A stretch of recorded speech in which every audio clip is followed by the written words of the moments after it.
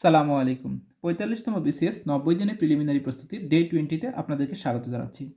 English থেকে আজকে আমরা যেটা পড়ব সেটা হচ্ছে কন্ডিশনাল সেন্টেন্স। হ্যাঁ, সুপ্রিয় শিক্ষার্থী বন্ধুরা, আপনারা জানেন কন্ডিশনাল সেন্টেন্স পড়তে গেলে প্রথমে জিরো কন্ডিশনাল এরকম একটা অংশ আসে, তবে পরীক্ষার জন্য বেশি গুরুত্বপূর্ণ দেখবেন ফার্স্ট কন্ডিশনাল, সেকেন্ড কন্ডিশনাল এবং থার্ড কন্ডিশনাল। হ্যাঁ, তিনটা অংশ আছে। হ্যাঁ, কন্ডিশনাল সেন্টেন্স তিনটা ভাগ আছে, ফার্স্ট কন্ডিশনাল, সেকেন্ড কন্ডিশনাল এবং থার্ড কন্ডিশনাল। তো এখানে আমরা অনেকেই মাঝে মাঝে একটু কনফিউশন বা ভুল করে ফেলি। এখান থেকে সবচেয়ে ভালো হয় আপনি যে কোনো একটা সেন্টেন্স, হ্যাঁ, যে কোনো একটা সেন্টেন্সকে বেস হিসেবে নিয়ে একটা সেন্টেন্স থেকে তিনটা অংশ শিখেন। হ্যাঁ, যেমন ধরেন আমি বললাম যে ইফ ইউ কাম, তারপরে কি আই শ্যাল গো। হ্যাঁ, আই শ্যাল গো। দেখেন এইটা কি, এটা হচ্ছে ফার্স্ট কন্ডিশনাল।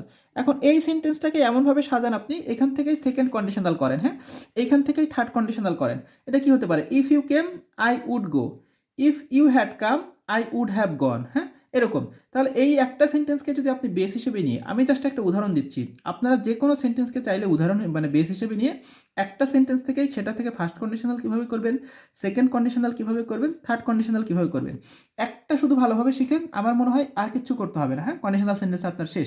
এরপর আপনি কি করবেন? আপনি শুধুমাত্র আপনার যে বইটা আছে সেই বইয়ের মধ্যে বিগত পরীক্ষায় আসা যে এমসিকিউগুলো আছে প্র্যাকটিস, সেটা শুধুমাত্র পর্যাপ্ত পরিমাণে প্র্যাকটিস করবেন। হ্যাঁ, তাহলে কন্ডিশনাল সেন্টেন্স শেষ।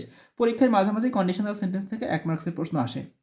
আচ্ছা, ত্রিকোণমিতির ক্ষেত্রে গতকাল আমরা বলেছিলাম যে ত্রিকোণমিতির ক্ষেত্রে একটা হচ্ছে শুধুমাত্র সূত্রের যে অংশগুলো ছিল এটা একটা, আরেকটা হচ্ছে দূরত্ব এবং উচ্চতা। হ্যাঁ, কখনো বলতে পারে দেখবেন যে গাছ মানে কি ভেঙে যাচ্ছে, তারপর হচ্ছে এখানে হচ্ছে একটা মইয়ের মতন করে আছে। হ্যাঁ, কোথাও বলা হচ্ছে যে ছায়ার দৈর্ঘ্য, মিনারের ছায়ার দৈর্ঘ্য। হ্যাঁ, এরকম বিভিন্ন প্রশ্ন আছে, আপনারা বুঝতে পেরেছেন। হ্যাঁ, তো ওই যে অধ্যায়গুলো যেখানে দূরত্ব এবং উচ্চতা, কখনো লম্ব, কখনো ভূমি, কখনো উচ্চতা বের করতে বলা হয়, কখনো কতটুকু দূরত্ব সরে গেছে এরকম বের করতে বলা হয়, এই দূরত্ব এবং উচ্চতার এই ত্রিকোণমিতির অধ্যায়টা পড়তে গেলে হ্যাঁ দেখবেন এইখানে কিছু টাইপ আছে। হ্যাঁ, কোথাও হয়তো বা আমাদের কি উচ্চতা বের করতে হচ্ছে, কোথাও দূরত্ব বের করতে হচ্ছে, কোথাও হয়তো বা গাছটা অর্ধেক ভেঙে যাচ্ছে। হ্যাঁ, তো এইখানে যে টাইপগুলো আছে 4-5টা রকমের অঙ্কের টাইপ দেখবেন, প্রত্যেকটার ক্ষেত্রে আগে টাইপগুলো ভালোভাবে বোঝার চেষ্টা করবেন। হ্যাঁ, বোঝার চেষ্টা করে তারপরে কোন অঙ্কে কী দিয়ে আছে, কী বের করতে বলা হচ্ছে, এবং সেটার ক্ষেত্রে আমাদের সাইন থিটা, কস থিটা না ট্যান থিটা ব্যবহার করতে হচ্ছে, সেটা চিত্রের সাথে সমন্বয় করে একটু বোঝার চেষ্টা করবেন। হ্যাঁ, এক্ষেত্রে এই প্রশ্নটা নর্মালি প্রিসিস প্রিলিতে খুব একটা আসে না।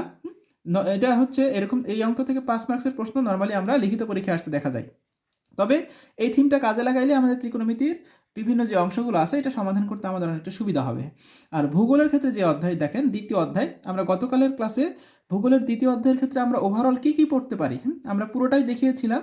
আর আজকের ক্লাসে শুধুমাত্র কি বলেছিলাম যে আমরা গতকালের ক্লাসে ওইটার প্রথম পার্টটা পড়বো, আর আজকের ক্লাসে আমরা ওইটারই দ্বিতীয় পার্টটা পড়বো। তো ওইটা মোটামুটি দেখানো হয়ে গেছে, আপনারা চাইলে যদি কেউ না দেখে থাকেন গতকালের ক্লাসটা দেখতে পারেন, ওইখান থেকে দুইটা ভাগ করে নিয়ে আজকে আপনারা দ্বিতীয় পার্টটা পড়ে ফেলবেন।